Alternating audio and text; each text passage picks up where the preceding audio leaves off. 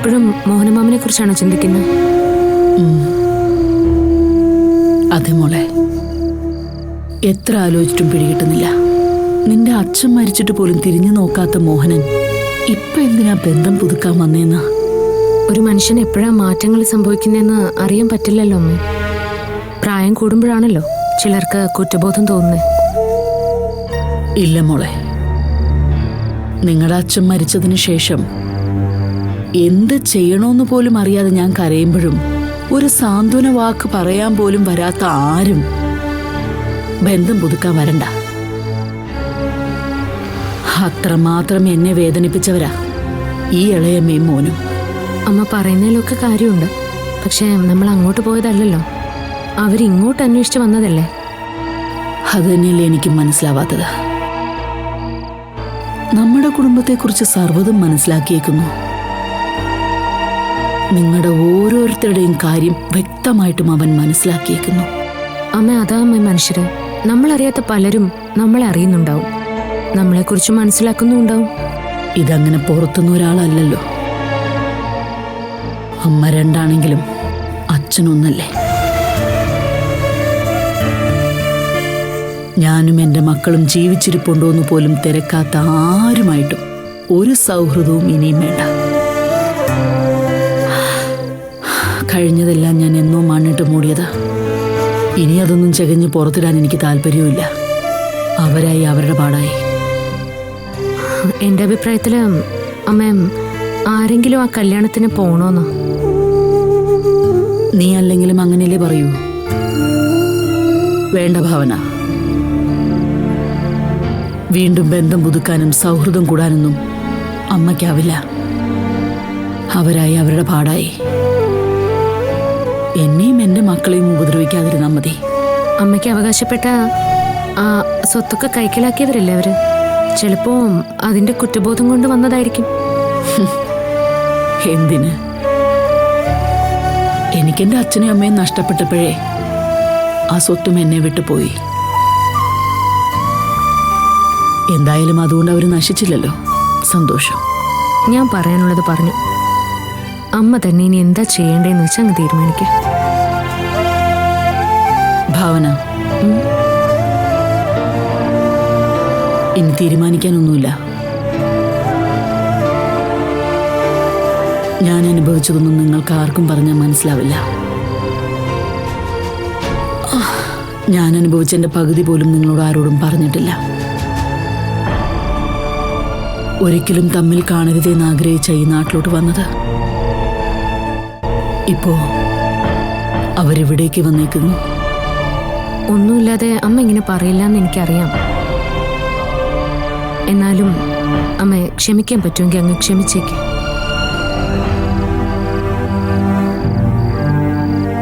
ഞാൻ കല്യാണത്തിന് പോകാൻ വേണ്ടി പറഞ്ഞതല്ല. എൻ്റെ അച്ഛൻ എന്നോട് പറഞ്ഞിട്ടുള്ള വാക്കാ ഞാനിപ്പോൾ പറഞ്ഞത്. നമ്മളെ കൊണ്ട് അതൊക്കെയല്ലേ പറ്റൂ അമ്മ. അമ്മ കിടന്നോളൂ, ഞാൻ പോവാം.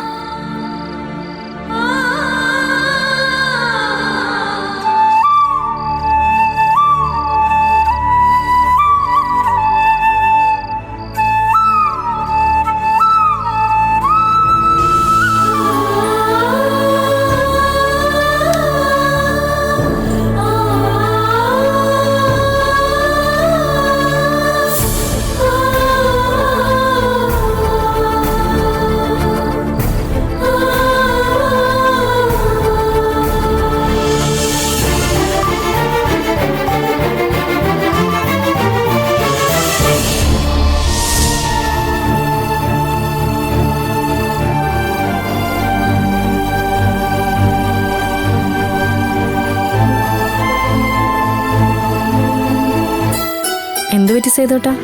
ഗാഢമായ ചിന്തയിലാണെന്ന് തോന്നുന്നു.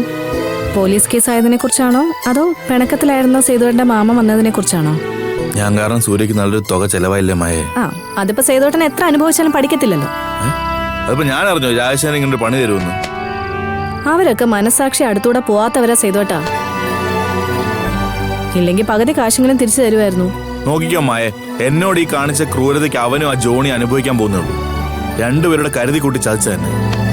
സാരമില്ല സേതുവേട്ടാ, എന്തായാലും ഫുഡൊന്നും വേസ്റ്റ് ആയില്ലല്ലോ. കുറെ പട്ടിണി പാവങ്ങളുടെ വിശപ്പ് മാറിയില്ലേ, അതിന്റെ കൂലി നമുക്ക് ദൈവം തരും. സേതുവേട്ടന്റെ അഭിപ്രായം എന്താ? കല്യാണത്തിന് പോണോ വേണ്ടയോ? ഒന്നാമത് മനുഷ്യൻ ഇവിടെ മുള്ളുമേലാ നിൽക്കുന്നത്. അതിന്റെ ഇടയിൽ കല്യാണത്തിന് പോകണമെന്ന് പറഞ്ഞാൽ ഞാൻ എന്ത് ചെയ്യണം അമ്മയെ? അതൊക്കെ അമ്മയും ഭാവനോടെ തീരുമാനിക്കട്ടെ. അമ്മ സമ്മതിക്കുന്നു തോന്നുന്നില്ല സേതുവേട്ടാ. അമ്മ പറഞ്ഞതൊക്കെ നമ്മളും കേട്ടതല്ലേ. അതിനിവിടെ നമ്മളെ കഴിഞ്ഞ അടുപ്പവും ബന്ധമുള്ള അമ്മയ്ക്കല്ലേ. അപ്പൊ പിന്നെ മിണ്ടായിരിക്കുന്നത് നല്ലത്. എന്തായാലും സേതുവേട്ടൻ്റെ ആ മാമ വന്ന് കല്യാണം വിളിച്ചിട്ട് പോയതിനു ശേഷം അമ്മ അവിടെ ഇരുന്ന് ആലോചിക്കുന്ന കണ്ടു. അത് വേറൊന്നും ആവത്തില്ല മായ. ശത്രു ആയാലും അമ്മ വീട് തേടി വരുന്നവരൊന്നും പറയാറില്ല. എൻ്റെ ഓർമ്മയിൽ അമ്മ ഇങ്ങനെ ഒരാളോട് പെരുമാറുന്നത് തന്നെ ആദ്യമായിട്ടാണ്. അപ്പോൾ അത്രമാത്രം അമ്മയ്ക്ക് ഫീലാകുന്ന സംഭവങ്ങൾ ഉണ്ടായിട്ടുണ്ട്. ചില ബന്ധങ്ങൾ ഇങ്ങനെ അമ്മായെ, ഒരിക്കൽ പൊട്ടിപ്പോയാൽ പിന്നെ എത്ര വിളക്കി ചേർത്താലും അത് ചേരത്തില്ല. അതെവിടെ സംഭവിച്ചിരിക്കുന്നത്? അത് ശരിയാ സേതുവേട്ടാ. അമ്മ ഇങ്ങനെ പറഞ്ഞ വാക്കി തന്നെ നിൽക്കുന്നത് ഞാനും ആദ്യമായിട്ടാണ് കാണുന്നത്. സൂര്യക്കൊന്നും ഈ കാര്യങ്ങൾ അറിയത്തില്ലല്ലോ മായ. ചിലപ്പോൾ സൂര്യ ഇത് അറിഞ്ഞുള്ള വിഷമം ഉണ്ടാവും അമ്മയ്ക്ക്. പ്രശ്നങ്ങളൊന്നും ഇല്ലായിരുന്നെങ്കിൽ എത്ര സന്തോഷത്തോടെ കഴിയേണ്ടവരായിരുന്നു അല്ലേ? അങ്ങനെയൊക്കെ സ്വയം പറഞ്ഞ് ആശ്വസിക്കാനല്ലേ പറ്റത്തുള്ളൂ മായ. ഏത് കുടുംബം എടുത്ത് നോക്കിയാലും അവിടെയൊക്കെ എന്തെങ്കിലുമൊക്കെ പ്രശ്നങ്ങളുണ്ടാവും. നമ്മളായിട്ട് എന്തായാലും ഈ കല്യാണത്തിന് പോകാൻ വേണ്ടി അമ്മയെ നിർബന്ധിക്കണ്ട. എല്ലാവരും പോകുന്നുണ്ടെങ്കിൽ നമ്മളും പോകും. ഞാനൊന്നും പറയാൻ പോകുന്നില്ല. രാവിലെ ഒരു വർക്കിന്റെ പാർട്ടിയെ കാണാന്ന് പറഞ്ഞിട്ടുണ്ട്. നല്ല വർക്കാ. എന്റെ പൊന്നു സേതുവേട്ടാ, വർക്ക് ചെയ്തില്ലേലും വേണ്ടില്ല, ഇനിയെങ്കിലും അഡ്വാൻസ് മേടിക്കാതെ ഒരു വർക്കും ഏറ്റെടുക്കല്ലേ.